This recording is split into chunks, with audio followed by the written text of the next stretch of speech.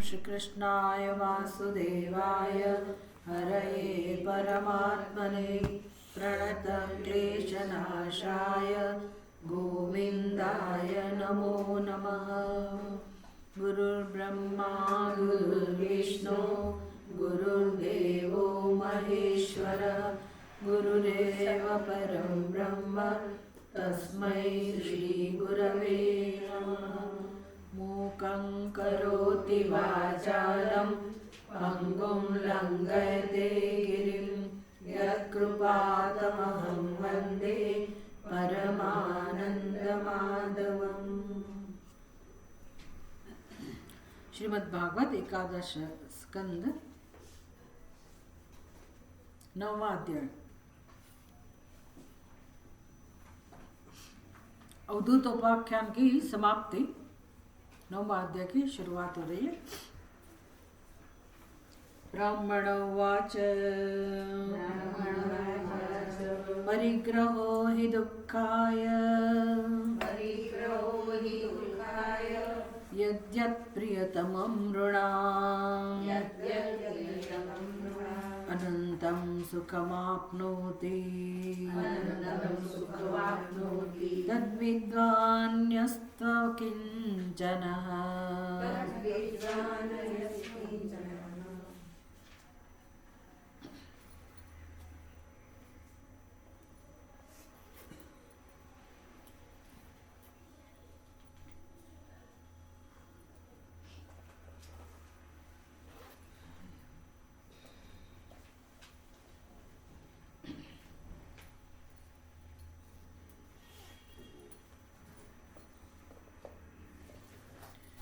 परिग्रहो हि दुःखाय यद्यत् प्रियतमं नृणाम् अनन्तं सुखमाप्नोति तद्विद्वान् यः तु अकिंचनः।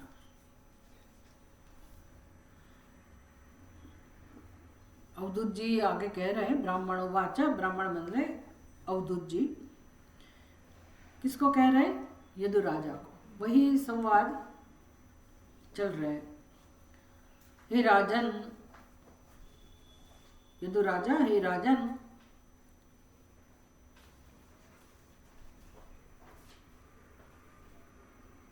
परिग्रहो हि दुःखाय यद्यत् प्रियतम नृणाम् अनंतम सुखमाप्नोति तद्विद्वान् यः तु अकिंचन।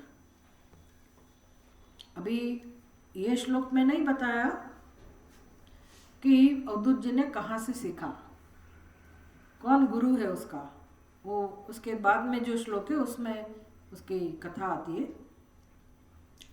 कोई पक्षी, चिल जैसा कोई पक्षी है, उससे उन्होंने क्या सीखा। ये आपको याद होगा कि ये दत्तात्रेय गुरु जो है, 24 गुरु जिनके थे, उनकी कथा चल रही है। वो कितने सारे गुरु अभी तक की चर्चा में आ गए ना। 5 महाभूत थे, बहुत सारे गुरु आ गए कि क्या क्या सीख रहे थे वो। पिंगला आख्यान, पिंगला से भी उसने सीखा। तो भी वही कथा के अंतर्गत यदुराजा कह रहे कि मैंने जीवन में, अपने जीवन में मैं कहाँ कहाँ से ये सब सीख रहा हूँ। तो जो उसने सीखा उसका वर्णन कर रहे हैं कि उसका सार क्या है, जो बोध उसने प्राप्त किया उसका सार क्या है। यद्यत् प्रियतमं नृणाम्, नृणाम माने मनुष्य को, जीव को, मनुष्य को जो जो प्रिय है, प्रियतमम। प्रियतमम शब्द का अर्थ क्या होता है? तो एक तो हम जीवन में अनुभव करते हैं, कोई चीज़, कोई वस्तु, कोई व्यक्ति प्रिय है, प्रिय है, फिर उससे ज़्यादा प्रिय उसको कहो प्रियतर, और सबसे प्रिय तो प्रियतम। सबके लिए कुछ न कुछ प्रिय भी होता है, प्रियतर भी होता है और प्रियतम भी होता है। इसके बिना जीवन नहीं चल सकता है। तो ये सहज जो जीवन में जहाँ जहाँ भी आ सकती है, हमें जो जो अनुकूल है जीवन में, उसके प्रति हमारा एक भाव रहता है। वो चीज़ या परिस्थिति या अनुभव हमें प्रिय लगता है।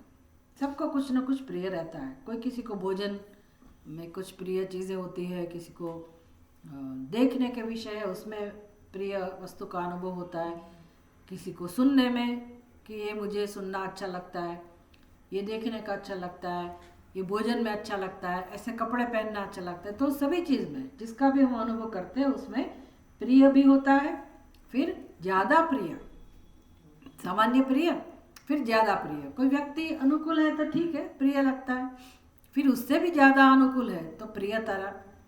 कोई कारण रहता है, कोई वजह रहती है, फिर आसक्ति भी होती है, लेकिन प्रिय, फिर प्रियतर, और फिर प्रियतमा। प्रियतमा, प्रियतमा मतलब सबसे श्रेष्ठ, सबसे प्रिय। वो चाहे आपका पुत्र हो, पुत्री हो, मतलब संतान हो, या सगे संबंधी हो, मित्र हो, मित्र में भी प्रिय, प्रियतर, प्रियतमा, सब सभी विषयों के अंदर यही नियम लागू पड़ता है। अगर अच्छी नहीं लगती वस्तु तो ठीक है, उदासीन हम उसके प्रति रहते हैं, या तो हमें उसके प्रति घृणा भी रहती है, तो द्वेष की भावना भी रहती है, ये सब हमारे अंदर है। तो इसी का ही एक प्रकार है प्रिय, प्रिय, प्रियतर और प्रियतमा। ये संसार को हम ज़्यादा चिंतन नहीं करते हैं ना, इसलिए हमें समझ में नहीं आता है कि ऐसा नहीं है कि कोई जन्म से ही कोई चीज़ ऐसी हो कि वो प्रिय हो और हमें प्रिय हो, सबके प्रति प्रिय हो, ऐसा कोई जरूरी नहीं है। तो प्रिय, जो प्रियत्व का जो स्वभाव है, गुण है, वो विषय का गुण नहीं है। अगर विषय का स्वभाव होता कि ये प्रिय होगा तो सबको प्रिय होगा। जैसे अभी विंटर चल रहा है, शीत, ठंड, तो किसी किसी को अच्छा लगता है ठंड। जो युवा है उनको तो बहुत अच्छे लगती है ठंड, वो तो बाहर जाएंगे, दौड़ने के लिए जाएंगे, एक्सरसाइज करेंगे, हेल्थ बनाएंगे, घूम घाम के लिए वो जगह पसंद करेंगे। और बूढ़े लोग या तो जो थोड़े निर्बल है, वीक है, वो बेचारे बाहर नहीं निकलेंगे, उसको ये अप्रिय लगता है, यही विंटर। तो फिर विंटर को प्रिय कहे कि अप्रिय कहे, क्या कह सकते हैं? कुछ नहीं कह सकते, वो हमारे ऊपर डिपेंड करता है। किसी को प्रिय है, किसी को प्रिय नहीं है। तो वस्तु का स्वभाव नहीं है, कोई भी वस्तु का स्वभाव ऐसा नहीं है कि वो प्रिय है मतलब सबको प्रिय लगे और अप्रिय है सबको अप्रिय लगे, ऐसा नहीं है। हम डिसाइड करते हैं, हम निश्चित करते हैं कि ये मुझे प्रिय है कि मुझे प्रिय नहीं है। सारा संसार ऐसे ही चलता है, सारा जीवन हमारा ऐसे ही चलता है। फिर आज प्रिय है, बचपन में प्रिय था, फिर बड़े होके वही चीज़ हमें प्रिय नहीं लगती, वही अप्रिय बन जाता है। व्यक्ति भी ऐसा होता है, आज प्रिय है तो कल अप्रिय बन जाता है, आज अप्रिय तो कल प्रिय भी बन सकता है। तो सब में बदलाव आता रहता है, सब में परिवर्तन, ये तो जगत का नियम है, सभी चीज़ परिवर्तनशील है। और फिर ईश्वर सृष्टि जो है, मतलब जो वास्तविकता है जीवन की, उसमें तो ऐसा है कि सभी व्यक्ति, सभी विषय, सभी वस्तुओं के अंदर राग भी, गुण भी है और दोष भी है। सभी चीज़ों के अंदर, व्यक्तियों के अंदर भी गुण भी है और दोष भी है। तो हम वस्तु के साथ व्यवहार करते हैं तो ये दोनों देख के नहीं करते।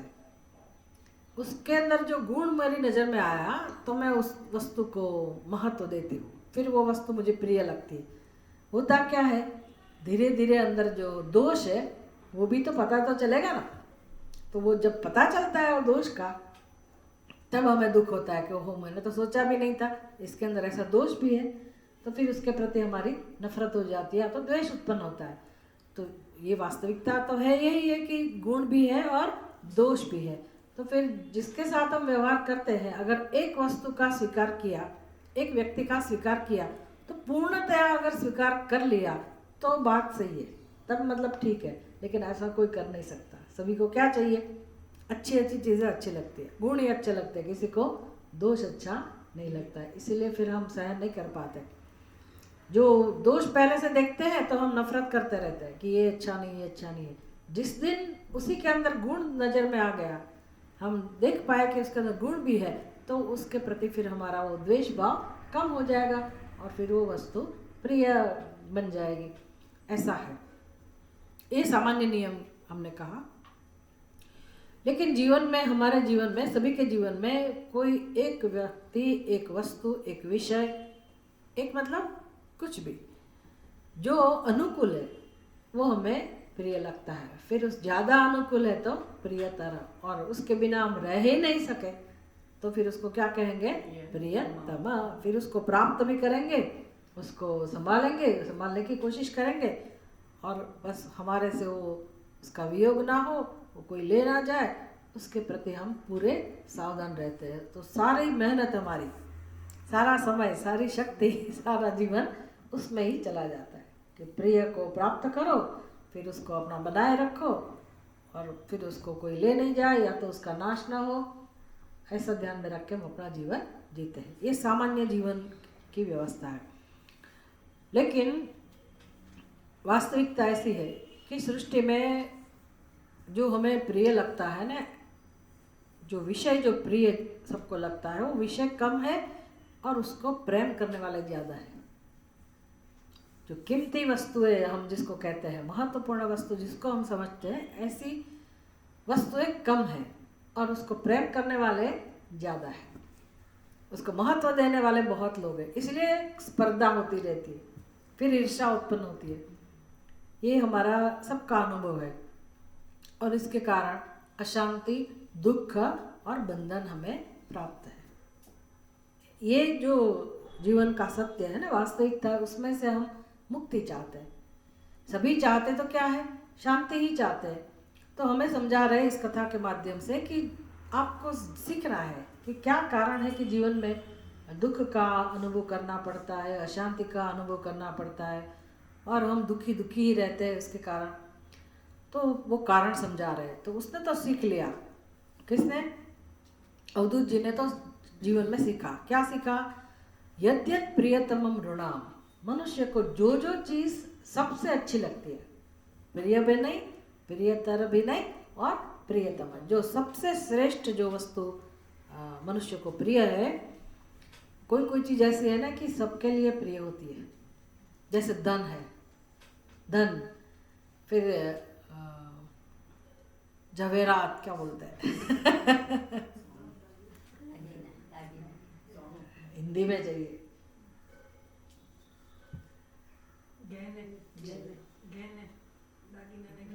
હજી બીજો શબ્દ છે ને જેને આપણે ગુજરાતીમાં જવેરાત કહીએ, वही अलंकार, गहने कहो, अलंकार कहो, धन कहो, मिलकत कहो, वो सबको प्रिय है। सबके बुद्धि में ये उसका महत्व है। ऐसी चीज़ों का महत्व सबके बुद्धि में है और सब उसके लिए तैयार है, उसको प्रेम करते हैं। तो यद्यत प्रियतमम ऋणाम, मनुष्य को जो जो सबसे ज़्यादा प्रिय है, ये तो सीखना पड़ेगा, मतलब विचार करना पड़ेगा कि ऐसा है क्या। कैसे कह सकते हो कि हमें, मतलब सबको, मनुष्य को धन प्रिय है, ऐसा कैसे हम मान लेंगे? गुजराती में वो कहावत है ना, जर जमीन जोरू, कजियाना छोरू। जर माने वही मिलकर, फिर जमीन और जोरू, जर को धन भी कहो। तो ये सब कजियाना छोरू, मतलब ये संघर्ष का मूल है, दुख का मूल है। सबको अनुभव है, लेकिन हम उसके ऊपर विचार नहीं करते जीवन में। बचपन में जो माता पिता अपने बच्चे को प्रेम करते हैं, धीरे धीरे वही बच्चा, पुत्र है तो वो बड़ा होगा तो पिता को धीरे धीरे उसके प्रति चिंता होगी। शंकराचार्य जी भज गोविंदम स्तोत्र के अंदर कहते हैं, पुत्रादपि धन भाजाम भीति ही, पुत्रादपि भीति ही, पुत्र से भी भय का अनुभव होता है। क्यों? अपना पुत्र है, क्यों भय होता है? छोटा बच्चा है तब कोई भय नहीं है, लेकिन आप संसार में देखते हो कि वही बच्चा जब बड़ा हो जाता है फिर पिता को भी भय लगता है। क्या भय लगता है? कि ये पुत्र की नज़र कहाँ होगी? मेरे धन पर, मेरी मिलकत के ऊपर, खिलाओ, मेरा हिस्सा मुझे दे दो, धन भाजाम, मतलब मेरा हिस्सा मुझे दे दो। तो इसका क्या अर्थ हुआ? भी कौन सबसे प्रिय था? माता पिता प्रिय थे संबंध प्रिय थे समझ में आ गई ना बात? ऐसे ही कोई कोई चीज़ें ऐसी हैं जो सबसे प्रिय है। तो यद यद प्रियतमम नृणाम, मनुष्य को जो सबसे प्रिय जो चीज़ है,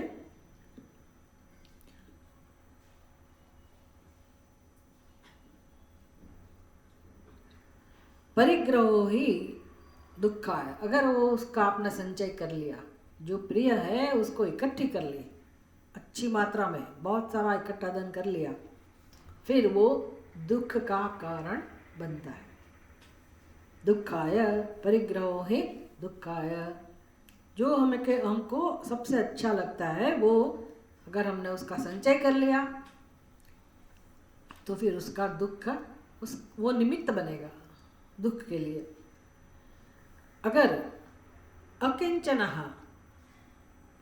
यह विद्वान अकिंचन, अकिंचन मतलब ठीक है उसके पास वस्तु है, उसने इकट्ठा भी किया हो, प्रारब्धवशात उसको प्राप्त हो, लेकिन वो खुद अकिंचन है, मतलब उसके लिए वो प्रियतम नहीं है।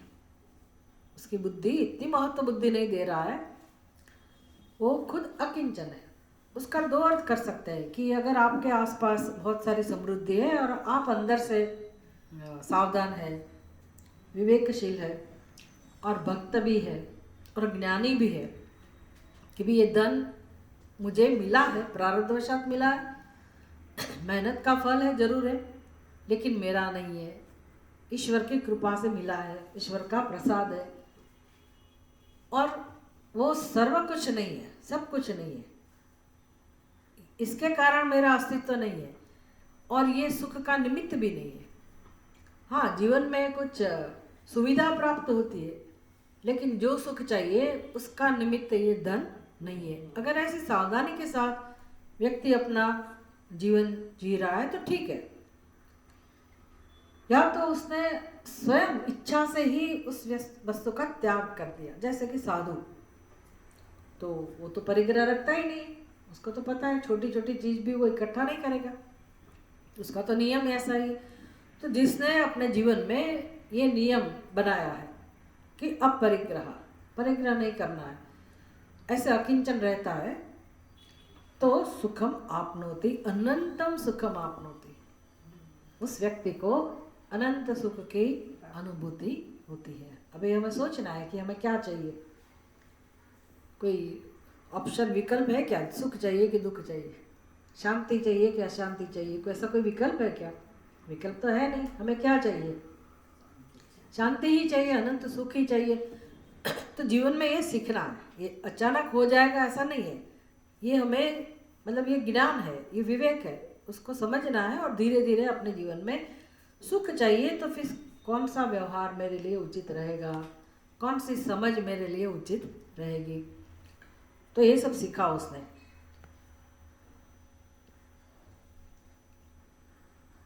ये गुरु जी ने, अवधूत जी ने ये सीखा। उसके गुरु कौन है, कहाँ से सीखा?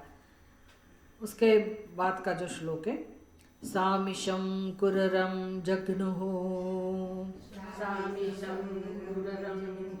बलिनो ये निरामिषाः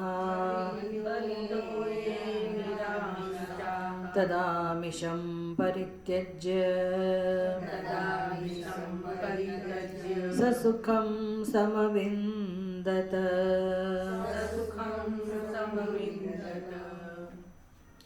सामिशं कुर्रं जघ्नुः बलिनः ये निरामिषाः तत् आमिषं परित्यज्य सः सुखं समविन्दत। आमिष शब्द है, आमिष माने मांस, मांस का टुकड़ा।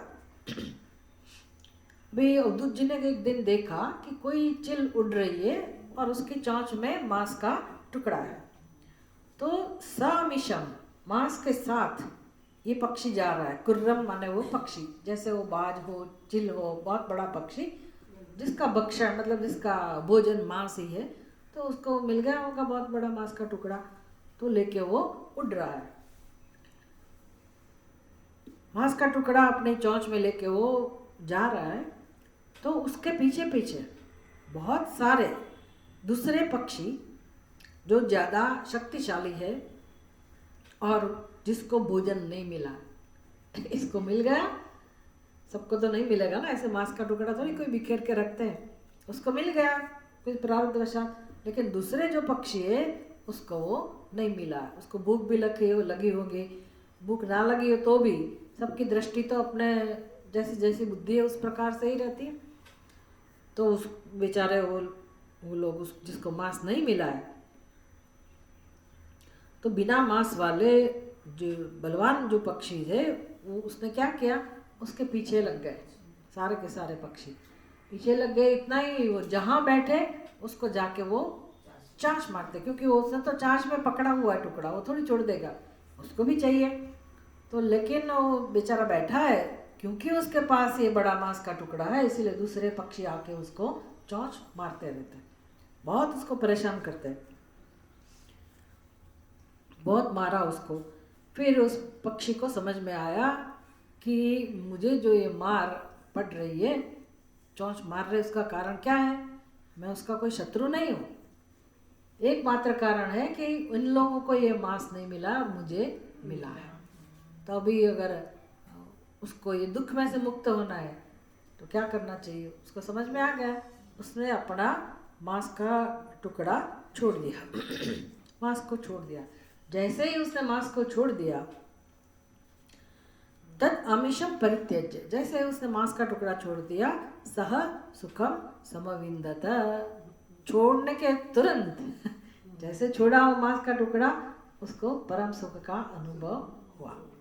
बस ये महामंत्र है ना जीवन में, कि किसी को हमारे अंदर रस नहीं है, चाहे आपके सगा संबंधी हो, कुछ भी क्यों ना हो, ठीक है, कोई नसीब वाले है, प्रारब्ध वाले, तो उसके संबंधी, उसके स्वजन उसकी सेवा करते, वो अलग बात है, कर्तव्यनिष्ठ है, थोड़े विवेकी है, धर्म का पालन करने वाले हैं, तो हमारा ध्यान रखते हैं, सेवा करते, अलग बात है। लेकिन जीव मात्र को, मनुष्य मात्र को प्रिय क्या होता है, सबसे प्रिय चीज क्या होती है? नहीं, वो तो सुख तो प्रिय है, लेकिन सबकी बुद्धि क्या कहती है कि सुख कहाँ से मिल रहा है? धन में, प्रतिष्ठा में। ये तो जैसे कहते हैं ना कि ये तृष्णाएं, 3 प्रकार की तृष्णाएं, कामनाएं हैं। कौन से 3 प्रकार की?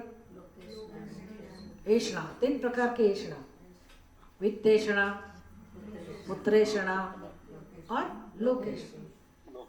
तो चलो भाई, किसी ने वित्तेषणा, धन की तृष्णा कम, वो भी बहुत मुश्किल है, बहुत ही मुश्किल है। धन की तृष्णा न होना ये तो असंभव है, क्योंकि धन धन धन मतलब उसके बिना जीवन चल ही नहीं सकता। साधुओं को भी धन चाहिए, उसकी धन चाहिए, क्योंकि धन के बिना व्यवहार नहीं हो सकता। ठीक है, इतना महत्व दो, लेकिन तृष्णा अलग बात है। साधुओं को धन के बिना नहीं चलता, वो बात अलग है, लेकिन धन की तृष्णा न हो, ऐसा तो हो सकता है। तो बहुत साधु है, वो चाहे गृहस्थी हो, चाहे सन्यासी हो, जिसकी बुद्धि में धन की तृष्णा ना हो, उसका नाम साधु है। साधु हो तो ये सीखना ही है कि तृष्णा में से मुक्त हो। धन तो चाहिए ना, यहाँ से घर पे जाना है तो बिना धन से कौन पहुँचाएगा? आजकल तो कोई भिक्षा भी नहीं देते, तो भूख लगी है तो धन होगा तो कुछ मिलेगा, बिना धन से तो कुछ चलेगा नहीं। लेकिन धन की तृष्णा दूर हो अपने बुद्धि में से, वो काम मुश्किल है। तो जैसे समझ आएगी तो धीरे धीरे तृष्णा भी कम होगी कि सुख जो है वो धन में से प्राप्त नहीं होता है। धन का महत्व, धन को जितना महत्व देना चाहिए उतना देना चाहिए, लेकिन यहाँ हमें सीखना क्या है? तृष्णा में से मुक्ति। क्योंकि सृष्टि में सब जो चक्र चल रहा है उसको कौन चलाता है? तृष्णा। कि मेरे पास 100 रुपये हो गए, फिर उसमें से 1000 इकट्ठा हो जाए, फिर 10,000, 10,000 का 10 लाख, है ना? 10 लाख मिल गए, आप तो शांति से जी सकते हैं ना? नहीं भाई, 10 लाख कोई कीमत है? 10 लाख में क्या होगा? उसमें से 10 करोड़, मान लो मेहनत करके व्यक्ति ने 10 करोड़ भी कमा लिए, फिर भी क्या वो शांति से बैठा है? कोई होड़ है ना संसार में कि मैं ज़्यादा कम धन कमा लूँ, ज़्यादा धन कमा लूँ। तो ऐसा क्यों करता होगा मनुष्य? अगर उसको सुख ही चाहिए तो सुख तो मिल गया होता ना, 10 लाख में भी सुख तो मिल सकता था। लेकिन 10 करोड़ प्राप्त करने के बाद भी अगर उसको और धन चाहिए तो इसका मतलब है उसको 10 करोड़ में से भी सुख नहीं मिल रहा है। तो ये तो लालच हुई ना। तो क्यों ऐसा कर रहा है? तृष्णा की वजह से। तो पैसे से सुख मिलता है ऐसा तो नियम वहाँ गलत हो जाता है। नहीं तो मिल जाता सुख कि चलो भी 10 लाख हो गया। हाँ, सुविधा मिलती है, हम पैदल चल के जाए या सामान्य व्यवहार करें, और वो लोग अपनी उससे व्यवहार करते हैं, प्लेन में ट्रैवल करते होंगे, वो बात अलग है, सुविधा मिल सकती है। लेकिन जो जीव को शांति चाहिए, तृप्ति चाहिए, सुख चाहिए, वो तो नहीं मिल सकता है। और ऐसा तृष्णा वो अज्ञान के कारण ही है, बस नहीं समझने के कारण ही ये ऐसा अंदर है। तृष्णा कहो, ऐसा कहो, धन की तृष्णा, वित्तेषणा, फिर पुत्रेषणा, संतान की इच्छा। भी आजकल तो लोग शादी करना ही नहीं चाहते, तो क्या वो पुत्रेषणा से मुक्त है? पहले जमाना में पुत्रेषणा थी, बिना पुत्र से तो कैसे जीवन चल सकता है? तो क्या उसको पुत्र की ऐष्णा थी? और अभी पुत्र की ऐष्णा नहीं है, ऐसा है? ऐसा नहीं है। पुत्रेषणा, पुत्र की इच्छा क्यों रखता है व्यक्ति? हमारी संस्कृति में पुत्र की इच्छा क्यों थी? क्योंकि जिसने गृहस्थ आश्रम शुरू किया है वही व्यक्ति यज्ञ याग आदि कर सकता है कि नहीं? फिर यज्ञ में बैठना है तो पत्नी तो चाहिए ही। फिर यज्ञ करना क्यों है? यज्ञ करना क्यों है? क्योंकि यज्ञ करके मरने के बाद मुझे स्वर्ग मिलेगा। तो स्वर्ग की इच्छा है सबको, मृत्यु के बाद मुझे सुख मिले, और ये यज्ञ याग आदि करके जो पुण्य मिले वो भी मुझे जीवन में जरूरी है। इतना ही नहीं, मरने के बाद पीछे जो कर्मकांड करेगा वो कौन करेगा? नरकात् त्रायते, दुख में से जो हमको तारने वाला है वो पुत्र है, ऐसा शास्त्र में कहा है। तो पुत्र होगा तो पीछे कुछ विधि विधान करेगा और हमारी गति बनी रहेगी। हमने सीखा ना उसमें छांदोग्य उपनिषद में, उपासना प्रकरण में, कि कैसे जीव की गति होती है। यहाँ उसने अगर थोड़े बहुत सत्कर्म किए तो वो चांद्रायण गति से जाएगा, पितृलोक तक जाएगा। फिर पितृलोक में वो कर्म नहीं कर सकता है, तो कैसे उसकी गति आगे बढ़ेगी? वो जीवात्मा आगे कैसे जाएगा?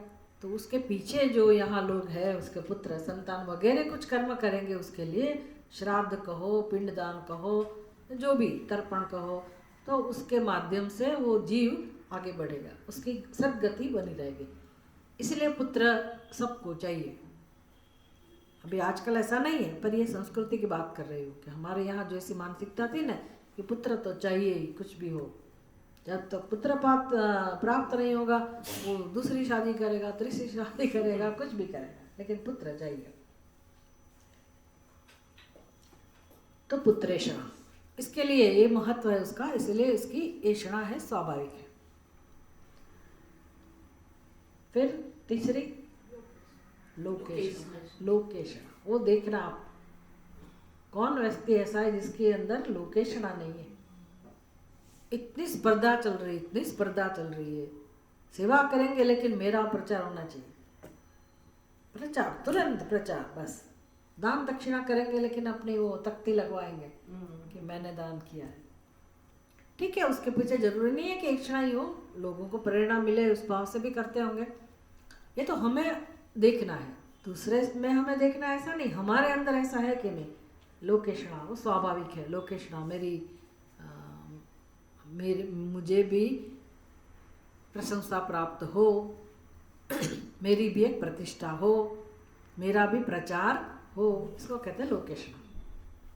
बहुत मुश्किल है, इसमें से बाहर आना अत्यंत मुश्किल है। लेकिन ये तीनों ऐषणाओं से जो मुक्त होकर आगे बढ़ना चाहता है उसका नाम साधु है, वो जिज्ञासु है, वो मोक्ष है, वही भक्त है।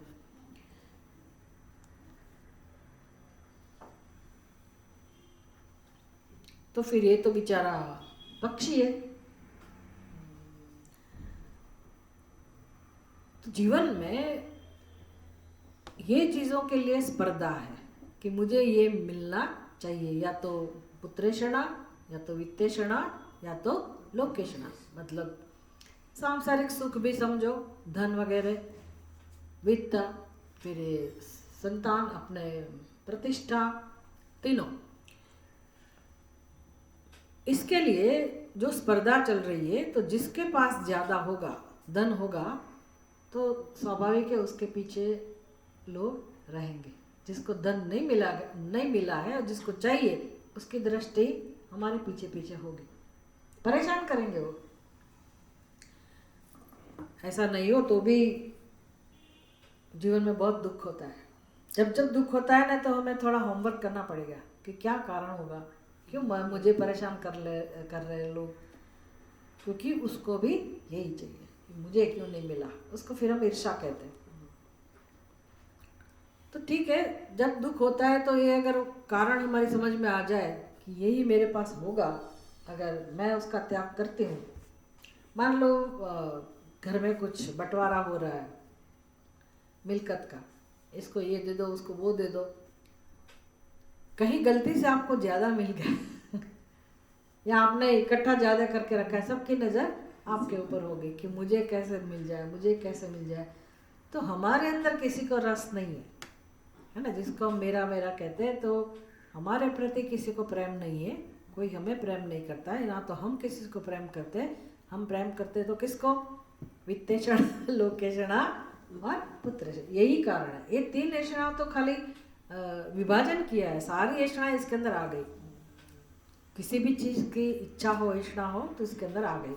व्यक्तियों को यही चाहिए कि हमारे अंदर प्रेम नहीं है, हमारे आसपास जो ये चीज़ है उसके अंदर ज़्यादा महत्व बुद्धि है, उसको ही प्रेम करते लोग। तो जिसके पास ज़्यादा है उसके साथ संघर्ष होता है। तो आप अगर उससे मुक्ति चाहते हैं तो क्या उपाय है? छोड़ दो उसको छोड़ना मुश्किल है, कौन छोड़ेगा, कौन छोड़ेगा?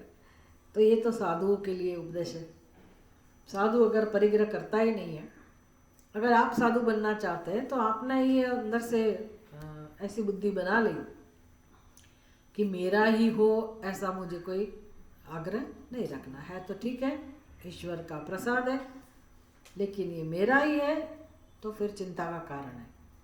इसलिए अकिंचना, मेरा कुछ भी नहीं है। अगर नहीं है तो भी, मुझ कुछ चाहिए भी नहीं है तो भी मेरी आसक्ति ना हो, इस प्रकार की हमारी बुद्धि बन जाए तो फिर जीवन में शांति है।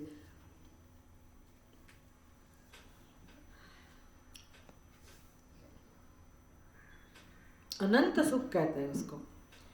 ये सब समझने के लिए तो हमारी गुजराती में बहुत अच्छी अच्छी कहावत है। न मांगे दौड़तू आए, ये सुना है? न मांगे दौड़तू आए, उसका क्या मतलब है?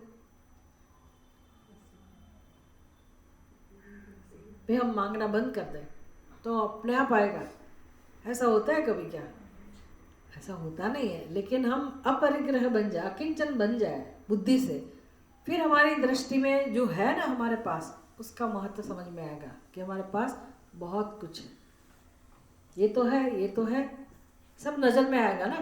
तो तब हमारे अंदर पूर्णता का अनुभव होगा कि भले हमें कुछ नहीं चाहिए लेकिन बहुत कुछ है। तो क्या है?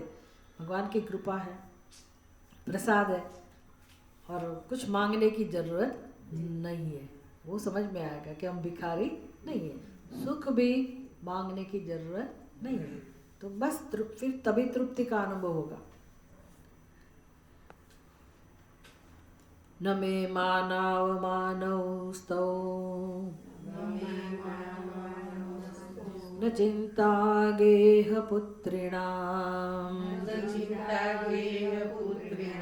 आत्मक्रीडात्मरतिः विचरामिह बालवत्। न मे मानव अवमानव, मान अवमान उसका द्विवचन है, माना अवमानव। माना अपमानव भी बोल सकते हैं। न मे माना अपमानव स्तः न चिंता गेह पुत्रिणाम्, आत्मक्रीडः आत्मरतिः विचराम इह बालवत। अभी उद्धव जी कह रहे हैं, अपना अनुभव कह रहे हैं कि देखो, जब मैं अकिंचन बन गया, तो अकिंचन किसको कहते हैं? अब ये तो वर्णन उद्धव जी कर रहे हैं, तो उद्धव जी नहीं, अवधूत जी कर रहे हैं, तो वो तो है ही साधु। अवधूत मतलब वो तो पराकाष्ठा साधुता की। लेकिन गृहस्थी के लिए क्या मार्गदर्शन मिल सकता है, दूसरे लोगों को क्या मार्गदर्शन मिल सकता है, ये सीख रहा है। तो उद्धव जी कह रहे हैं मैं तो बालक जैसा अनुभव कर रहा हूँ। बालक जैसे अपने जीवन में निश्चिंत होता है, प्रसन्न रहता है, खेल कूद में मस्त रहता है, उसके जीवन में क्या है, आनंद ही है ना, प्रसन्नता है, निर्दोषता है। बालक की प्रसन्नता का कारण क्या है, पहले हम ये जान लें कि बालक की प्रसन्नता का कारण क्या है। उसको कल्पना करने की जरूरत है कि बालक प्रसन्न है, कि बालक हमेशा, बच्चे हमेशा प्रसन्न रहते हैं। क्यों प्रसन्न रहते हैं?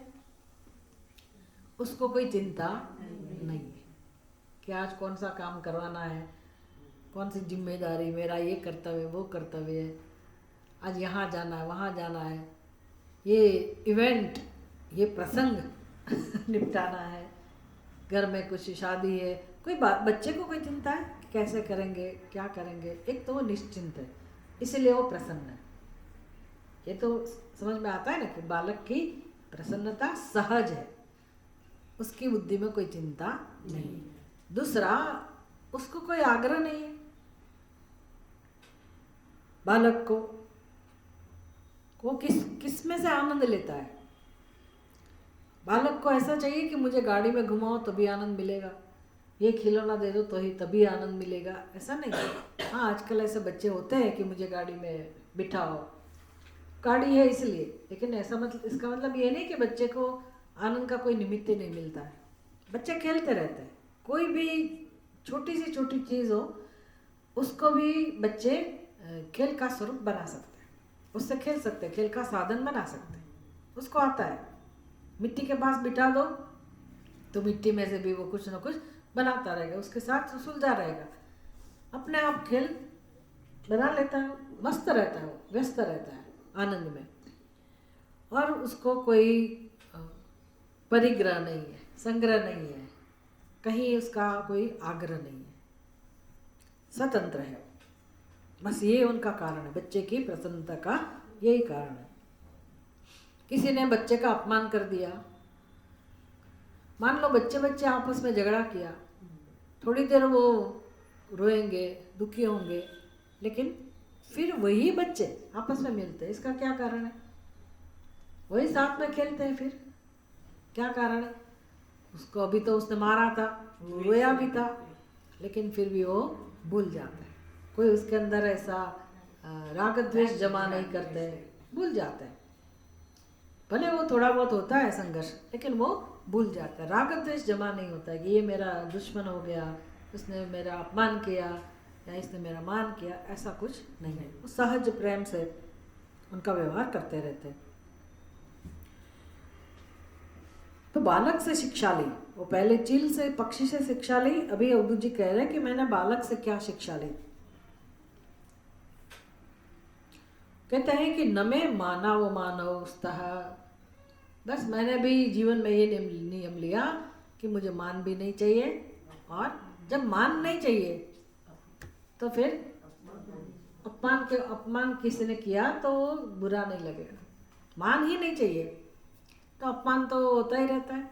अगर मान की अपेक्षा रखी, मान मिला इसलिए मुझे सुख मिला, तो इसका मतलब है अपमान तो होता ही है सब जगह, या कोई करेगा भी तो जैसे अपमान होगा तो क्या अनुभव होगा। अगर मान से हम सुख का अनुभव करते हैं तो अपमान से दुख होगा ही। तो समझ में आता है ना कि दुख का कारण क्या है, सुख का कारण क्या है। अगर हम मान से सुख प्राप्त करना चाहते हैं तो सब कोई मान देने वाले नहीं होते। देते हैं क्या? बच्चे भी मान नहीं देते, घर के नौकर भी मान नहीं देते आजकल, तो वो तो बिल्कुल नहीं देते। हमें उसको पूजा करनी पड़ती है, हमें उसका आत्मा स्वागता करनी पड़ती है, भाई भाई बहन बहन करना पड़ता है। वो कह रहे हैं ना कि मिलते ही नहीं है लोग, कितना भी पैसा दे दो, बात सही है, ऐसे कोई काम करने वाले मिलते नहीं है, ध्यान रखने वाले, सेवा करने वाले। सेवा करने वाला तो व्यक्ति भूल ही जाओ, पैसा दे के हम जो काम कराते वो कोई सेवा नहीं कराते, पर उसकी तो ड्यूटी है ना, पर ऐसा भी नहीं मिलता है कोई। तो कौन देगा मान जीवन में, कौन देगा? लेकिन सबको मान चाहिए कि नहीं चाहिए? सबको मान ही पसंद है। तो भगवत गीता में भगवान कौन सा मूल्य सिखाते हैं? सबसे पहला मूल्य कौन सा है? अमानित्व। अगर आपको मोक्ष चाहिए तो अमानित्व। ऐसा क्यों मूल्य दिया? क्योंकि हम मानी है, मानित्व वाले हैं, मतलब मान की जरूरत वाले लोग हैं, जिसको मान चाहिए। बिना मान से हम नहीं रह सकते। घर में आपस में जो व्यवहार होता है तब भी थोड़ा अगर कोई सद्भाव रखे तो अच्छा लगता है ना। घर के लोग आपका अपमान करते रहे, तिरस्कार करते रहे,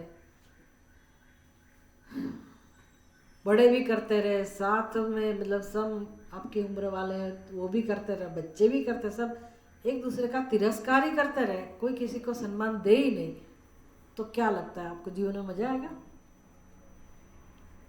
इसलिए हमारी संस्कृति में ये नियम बनाया गया है कि ये स्वाभाविक है, मान तो सबको चाहिए, सम्मान कहो, सद्भाव कहो, तो छोटे से बड़ों को सद्भाव मिलना चाहिए।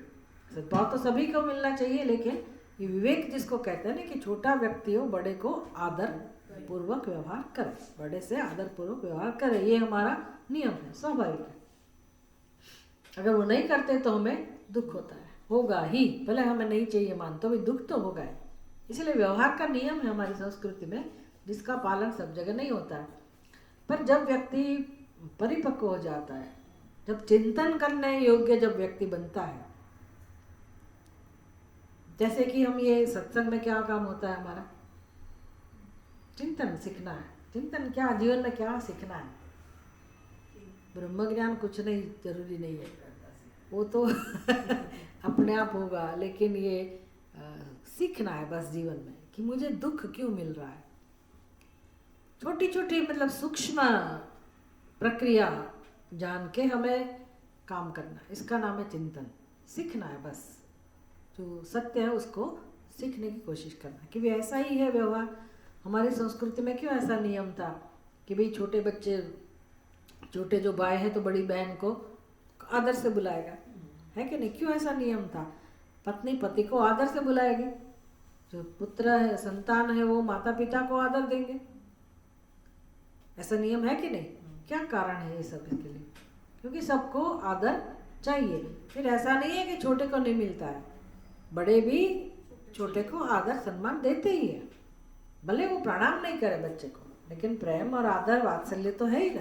तो अरस परस ये तो जो व्यवहार है वो जीवन में सुख देने वाला है। अगर ये इसका पालन नहीं किया, इसका ये नियमों का आदर नहीं हुआ, तो फिर एक दिन सबको दुखी होना पड़ेगा। ये तो स्वाभाविक बात हुई, अध्यात्म तो बहुत दूर की बात है। ये तो रोज बरोज के जीवन में ये अगर संस्कार नहीं दिए गए, जिस घर में इसका महत्व नहीं है वहाँ बहुत ही अशांति दुख होगा। पहले तो हमें ये सीखना है। लेकिन जब साधक बन गए, परिपक्व बने, चिंतन करना हम जब सीख रहे, तो ये सीखना है कि मान प्राप्त करना वो स्वाभाविक इच्छा है।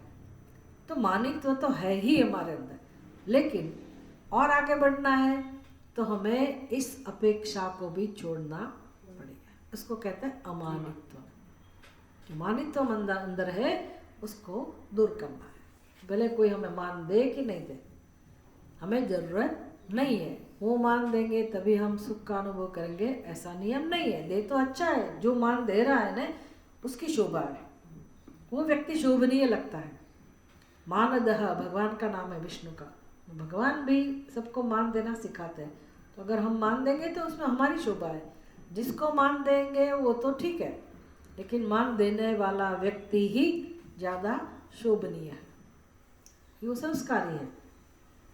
हमारी स्थिति क्या होनी चाहिए? हम मान देंगे दूसरों को, लेकिन दूसरे मान देंगे ऐसा आग्रह रखने की जरूरत नहीं है। दे तो अच्छा लगता है, किस किस को अच्छा नहीं लगता है, लेकिन जब तक मेरी बुद्धि में ऐसा होगा कि मुझे मान मिलना चाहिए क्योंकि मैं तभी सुख का अनुभव कर सकती हूँ, इसका मतलब है मैं फिर मोक्ष प्राप्त करने के योग्य नहीं हूँ। तो मानित्व छोड़ना, ये पहला वैल्यू दिया, मूल्य दिया, अमानित्व।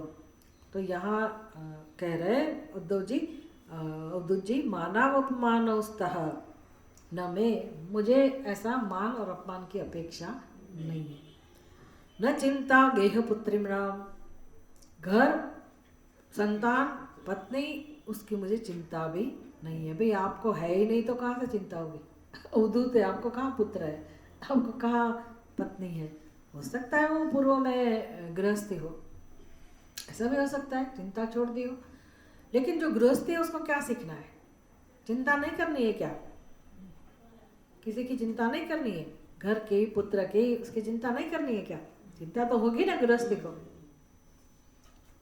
तो फिर चिंता जब तक होगी तब तक तो दुख होगा ही, अशांति हो गई, प्रसन्नता नहीं होगी। इसलिए बच्चों से जो हम सीखते हैं कि बच्चे क्यों प्रसन्न है, क्योंकि मान अपमान से मुक्त है, एक तो बात ये सीखा है। दूसरी, उसको कोई चिंता नहीं है घर की कि भाई रिनोवेशन कराना चाहिए अब तो, नहीं तो और संतान के लिए सब करना पड़ेगा। गेह पुत्रिणाम चिंता न। अवधूत जी कह रहे कि मुझे इसकी चिंता नहीं है, गेह पुत्रिणाम, संतानों की चिंता नहीं है और घर की भी चिंता नहीं। लेकिन गृहस्थी को तो चिंता होगी ना, आप सबको तो चिंता होगी ना, अपने संतान की चिंता होगी, घर की चिंता होगी, सबकी चिंता होगी, अपने शरीर की भी चिंता होगी, बिना उसके कैसे हो सकता है? पर जब तक चिंता होगी तो अशांति तो होगी ही। आपको चाहिए क्या? शांति चाहिए क्या अशांति चाहिए? फिर आप कहेंगे कि क्या करे क्या करे क्या करे, तो सत्संग मत करो। सत्संग है किस लिए? ये चिंता में से मुक्ति कराने के लिए है। सत्संग शांति का रास्ता दिखाते हैं, और आप कहो कि क्या करें, तो चिंता तो करनी ही पड़ेगी ना, तो फिर सत्संग करने की जरूरत नहीं है। आप चिंता करते रहिए, अशांति का अनुभव करते रहिए, मरते दम तक यही भले जीवन चलता रहे। सत्संग की जरूरत ही नहीं है किसी को। लेकिन सत्संग है जीवन में, जब सत्संग का काम क्या है, सत्संग का फल क्या है, सत्संग है किसके लिए? कि मनुष्य को शांति का अनुभव कराए। तो अवधूत जी कह रहे कि मुझे तो नहीं है, कोई चिंता नहीं है। तो गृहस्थी को चिंता है तो वो कैसे मुक्त हो सके? जब तक ये बच्चे जैसा स्वभाव हमारा नहीं बनेगा, मतलब चिंता कैसे न करे ये सीखेंगे नहीं, तब तक शांति मिलेगी नहीं। सत्संग भी करते रहो और फिर कहते रहो कि नहीं नहीं मेरे जीवन में तो क्या करे ऐसा, तो सत्संग का फल नहीं मिल रहा है। सत्संग यही सीखना है कि चिंता क्यों है। घर है इसलिए चिंता ऐसा जरूरी नहीं है, संतान है इसका मतलब चिंता होगी ही ऐसा कोई नियम नहीं है, ये सीखना है। घर की चिंता क्यों है? मेरा घर है, घर के बिना मैं कैसे रह सकती हूँ, घर ही मेरा आधार है। संतान, मेरे संतान है, मेरे संतान के बिना मेरा जीवन कैसे रहेगा? तो सबके संतान है, सबके घर है, तो कहाँ आपको सुख शांति तो मिलती नहीं है?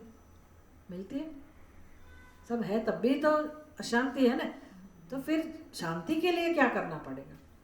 तो कि ये मेरा मेरा जो करके हम जीते हैं ना, उसमें से चिंता होती है। मेरा मतलब यही मेरे जीवन का आधार है, इसके कारण ही मुझे जीवन में सुख मिलता है, ये जो हमारी समझ है, और उसको उसकी पूर्ति में ही हम जब लगे रहते हैं तो कभी भी हमारा कल्याण होने वाला नहीं। इसलिए सत्य का दर्शन करने सीखना है कि भी ये जिसको मेरा मेरा कहते हैं, ये शरीर भी आ गया, शरीर भी मिला है कि नहीं मिला?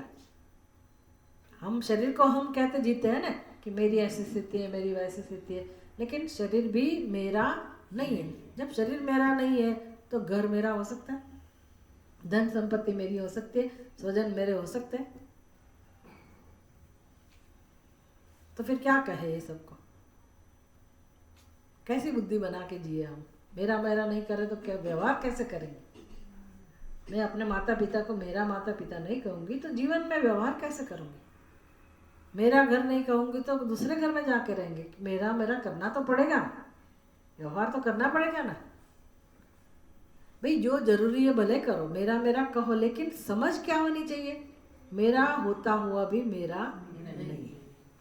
ये व्यवस्था है, घर भी व्यवस्था है, धन भी व्यवस्था है, प्रवृत्ति भी व्यवस्था है, व्यवहार भी व्यवस्था है, संतान संबंध भी व्यवस्था है जीवन जीने के लिए। लेकिन इसमें से कोई सत्य नहीं है। जिसको मैं मेरा कहती हूँ, मेरा शरीर भी सत्य नहीं है, वो भी जा रहा है कि नहीं। अभी पैर चले गए, कभी ये चला गया, कभी वो चला गया, सब चीज़ें कह रही कि मैं भी जा रहा हूँ। शरीर कह रहा है मैं जा रहा हूँ, तुम क्या करोगे सोच लो। बिना शरीर के तुम रह सकते हो कि नहीं रह सकते? रहना चाहिए कि नहीं रहना चाहिए? भाई अभी से ही शरीर का संबंध सुधार लो। शरीर के साथ जो संबंध बना दिया है ना, उसको अभी से सुधार दो। मतलब वो जिसका है, जिसने बनाया है, उसकी जो उसकी जिम्मेदारी है, उसके पक्ष में उसको रखो। किसने बनाया शरीर? आपने बनाया? माता पिता ने बनाया? किसने बनाया? किसने बनाया? ईश्वर सृष्टि है ना, भगवान ने बनाया, तो उसको पता होगा कि नहीं? तो कहाँ तक शरीर चलेगा वो भी उसको पता होगा कि नहीं? तो हमें मरामत करनी है कि चलो भाई पैर खराब हो गए, आप सर्जरी कराओ या दवाई लो, उसमें कोई ये बात नहीं, क्योंकि हमने ही खराब किया है। शरीर को कैसे संभालना हम नहीं जानते, हमने ही खराब किया है। और बाकी रही बात वृद्धावस्था की, वो तो एजिंग फैक्टर धीरे धीरे उसकी जो परिस्थिति होगी अपक्ष है वो तो होगा ही। और मृत्यु भी जो जिस प्रकार से आने वाली हो आएगी ही। लेकिन एक भी बात हमारे हाथ में नहीं, सब ईश्वर का नियम के हिसाब से ही सब चलता है। तो मुझे कैसे जीना है? जब भगवान कर ही रहा है तो मुझे चिंता किसकी है? किसकी चिंता है? हम चिंता करते रहते हैं, और जो जिसके लिए शरीर दिया है वो काम नहीं करते। शरीर किसके लिए दिया है वो जानते भी नहीं है। तो मनुष्य का शरीर मुझे किस लिए मिला है वो भी नहीं जानते, जानना भी नहीं चाहते। हम क्या करें क्या करें क्या करें? तो सत्संग में आके सीखो कि क्या करना है,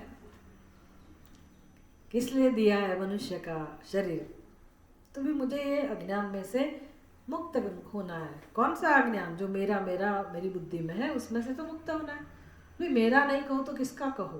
भाई जिसका है उसका कहो, उसका प्रसाद कहो कि मुझे दिया है भगवान ने। शरीर भी मुझे दिया है, मन भी दिया है, बुद्धि भी दी है, घर दिया है कि नहीं दिया? नहीं, मैंने तो मेहनत से कमाया, मेरे पिताजी ने मुझे दिया है। सत्य जानना है ना कि क्या व्यवस्था है। ये व्यवस्था है, भगवान का प्रसाद है, प्रेम से उसका उपभोग करो। लेकिन बुद्धि को तो सही बनाओ कि ये मैं भी नहीं हूँ ना तो ये मेरा है। ये शरीर जब तक है तब तक मुझे काम कर लेना है। कौन सा काम करना है? मेरे सत्य स्वरूप को जानना है और वैराग्य उत्पन्न करना है। तो ये अवधूत जी कह रहे हैं कि मैंने चिंता छोड़ दी, गेह पुत्रिणाम। चिंता छोड़ दी मतलब करने वाला कोई वैसे भी कोई और ही है। हम तो चिंता के सिवा कुछ नहीं करते। ये देखना है। आप कहोगे कि नहीं मैंने ऑपरेशन करवाया, ऑपरेशन आपने किया, डॉक्टर ने किया, लेकिन डॉक्टर ने कब किया? जब उसकी बुद्धि उसकी बुद्धि को शिक्षण मिला, फिर उसने कोई साधन का उपयोग किया कि नहीं? फिर वो व्यवस्था कि उसको एक तो ज्ञान मिला, उसने इस प्रकार से पद्धति से ऑपरेशन किया, तो ये सब में ईश्वर है कि नहीं है? तो सभी व्यवहार में ईश्वर देख सकते हैं, ईश्वर ही कर रहा है। तो फिर हमारी बुद्धि कहाँ रुकी हुई है? मैं और मेरा, मैंने किया। तो अभी इसमें से कैसे मुक्त हो और कहाँ से सुख मिल सकता है? मेरे में से तो सुख मिलता ही नहीं है। अनुभव हो गया आपको। आत्मक्रीडा आत्मरति ही। अवधूत जी कह रहे हैं कि मैंने अपना विषय ढूंढ लिया है। कहाँ से सुख लेना है? जो सुख स्वरूप आत्मा है उसमें मेरी बुद्धि मन को मैं उसमें लगाता हूँ। आत्मरति ही। जितना भी प्रेम मुझे जगत के विषय में था वो सभी प्रेम मुझे अभी मेरे स्वरूप में है। फिर आप कहेंगे कि हमको भी हमारा आत्मा प्रिय है। ऐसी बात नहीं है, आत्मा तो प्रिय है ही, आप उसको प्रेम करते हैं ऐसा नहीं है। आत्मा प्रेम स्वरूप ही है। लेकिन गलती कहाँ हो रही है? हमें आत्मा का महत्व नहीं है। समझ में आता है ना? जो प्रेम स्वरूप आत्मा है, जो सत्य है, उसका ही महत्व हमारी बुद्धि में नहीं है। किसका महत्व है फिर? किसका महत्व है? शरीर का भी महत्व नहीं है। शरीर का महत्व होता तो मस्त रहते, हम हेल्दी रहते। मैं और मेरा, मैं और मेरा। शरीर का महत्व होता तो भी समझ सकते थे कि चलो भाई शरीर को हम कैसे ठीक रखें। ये भी नहीं, मैं और मेरा, इसमें आत्मा का तिरस्कार हो ही गया। सारी जिंदगी हम आत्मा का तिरस्कार ही करते आए। जो सुख स्वरूप है, जो सुख देने का एकमात्र साधन है, जहाँ से सुख मिल सकता है, वो एकमात्र सुख का स्रोत है, उसका ही महत्व हमारी बुद्धि में नहीं है, जन्मों जन्मों से नहीं है, और हमारे आसपास वाले लोगों में भी नहीं है, इसलिए हमको कुछ लगता ही नहीं। हाँ, दुखी सब है बस। तो फिर कैसे हो, आप मिलने चले गए, फिर तुम्हारा दुख शेयर किया, मैंने मेरा दुख, और सब सब साथ में दुखी रह के थोड़ा शांत बन पा रहे कि हाँ चलो ये भी तो दुखी है ना, उस मेरे पैर में तकलीफ है, उसके आँख में तकलीफ है, उसके कान में तकलीफ है, इसीलिए एक जैसे लोग इकट्ठे हो एक जगह पे और थोड़ा हंसी मजाक कर लो, जीवन पसार कर लो, समय पसार कर लो, दिमाग में कोई दूसरी क्लैरिटी कहो, जीवन के बारे में स्पष्टता कहो कि भी अभी भी हम कुछ कर सकते हैं, कम से कम अपने आत्मा का महत्व समझे, आत्मा को प्रेम करें। तो अवधूत जी कह रहे हैं कि मेरी प्रसन्नता का कारण एकमात्र है, मैं अपनी आत्मा को प्रेम करता हूँ। आत्मक्रीडः आत्मरतिः विचरामि बालवत्, और अपने जीवन में बच्चों की तरह आराम से मैं जीवन जीता हूँ। हम भी जी सकते हैं, लेकिन यहाँ कुछ चेंज नहीं आ रहा है ना, यहाँ कुछ परिवर्तन नहीं आ रहा है, इसलिए जो पहले से हमें पसंद आ गया है, चिंता, आसक्ति, दूसरों का आलम्बन लेना, विषयों का आलम्बन लेना, उसके बिना हम जी नहीं सकते, तो फिर जिसको हमने पकड़ के रखा है उसकी चिंता तो होगी ना, कोई ले जाएगा तो, मेरा धन कोई ले जाएगा तो, मेरी प्रिय वस्तु को कुछ होगा तो, मेरे संतानों को कुछ होगा तो, हमारे संबंधियों को कुछ होगा तो चिंता तो रहती है ना। फिर वो इतने ही नहीं, मेरे शरीर को कुछ होगा तो, ये भी तो चिंता होती है ना। बस इसमें हम अपना समय व्यतीत कर देते, जीवन पूरा कर देते, और होता क्या है, जो हमारा सही आधार है, जो हमारा सत्य स्वरूप है आत्मा, उसके बारे में हम उसका लाभ अभी भी ले सकते हैं, आनंद से जी सकते हैं और कर भी सकते हैं दूसरा काम। ऐसा नहीं है कि ये काम नहीं कर सकते, सब कर सकते हैं, लेकिन आत्मा का महत्व हम नहीं समझते। तो अवधूत जी ने ये सिखाया कि मैंने तो बच्चों से ये सीखा कि बच्चे किस प्रकार से जीवन में आनंद से रहते हैं, क्योंकि उसके मन में कोई चिंता नहीं है, उसको मान अपमान की कोई परवाह नहीं है, उसको मैं मेरा इतना कोई ख्याल नहीं है, और वो अपनी मस्ती में खेल कूद में मस्त रहते हैं। तो हम लोग क्या कर सकते हैं, कहाँ खेलेंगे, कहाँ से प्रेम कर प्राप्त करेंगे, आत्मक्रीडः। तो सत्संग में किसका महत्व समझ में आता है, आत्मा का। दर्शन किसका होता है, आत्मा का।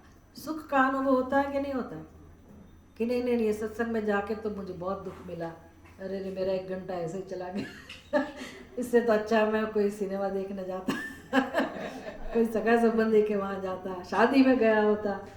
ऐसा होता है क्या? जो सही में सत्संग प्रेम से जो सत्संग में कुछ समझते हैं, आनंद लेते हैं, उसको आनंद ही आता है। तो सत्संग में आत्मरति ही कैसे बनना है, आत्मक्रीडा कैसे बनना है, आत्मा का महत्व समझना है, तो उसमें तो सब कुछ आ गया। ओम पूर्णमदः पूर्णमिदं पूर्णात् पूर्णमुदच्यते पूर्णस्य पूर्णमादाय पूर्णमेवावशिष्यते। ओम शांति शांति शांति। हरि ओम। श्री गुरुभ्यो नमः। हरि ओम।